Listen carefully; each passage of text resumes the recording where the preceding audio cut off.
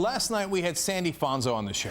She was the mother of a 17-year-old that had been sent to juvenile detention center by a judge convicted in what prosecutors described as a kids for cash scheme, where the two judges would send kids to a private detention facility, whether they deserved it or not, in return for kickbacks.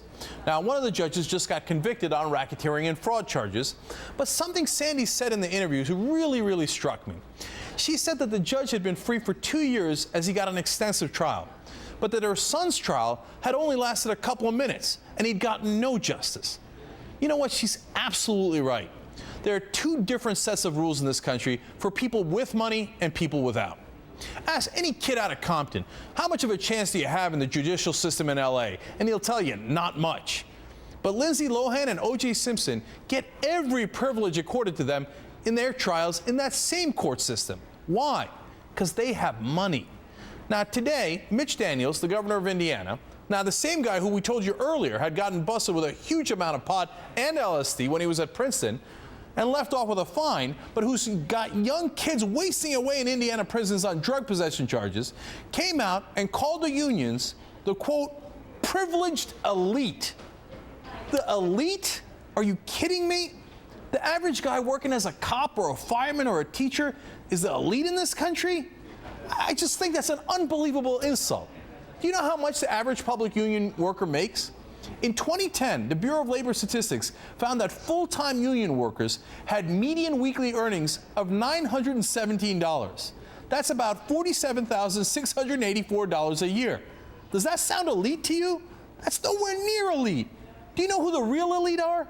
The guys on Wall Street. You know how much money they made last year?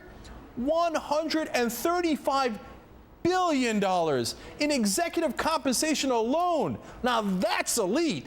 And how about the oil guys, like the Koch brothers, whose personal wealth is estimated at $43 billion, and that's just two guys. Now that's elite.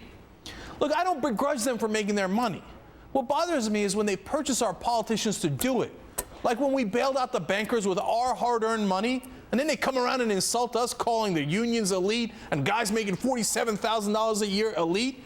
And like when our politicians gave tax breaks to the Koch brothers and let Koch Industries put more pollutant in the air that our kids have to breathe, they get to do that because they're the real elites, the ones who have enough money to buy our government.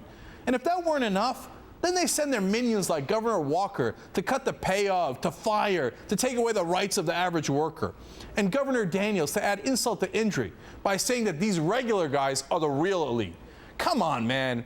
You gotta have some decency. Now, it's bad enough that you get all the privileges that the rest of us don't have, but then you turn around and blame us for the problems you created and blame the middle class for secretly controlling politics? Sandy Fonzo's son didn't have a chance. The next time a teacher goes in to ask for a raise in Wisconsin, she's not going to have a chance. And if a fireman asked the governor to take his call for 20 minutes and listen to his ideas on how to run government, he wouldn't have a chance. If you're going to be indecent enough to run our democracy into the ground, at least have the decency to not rub our face in it.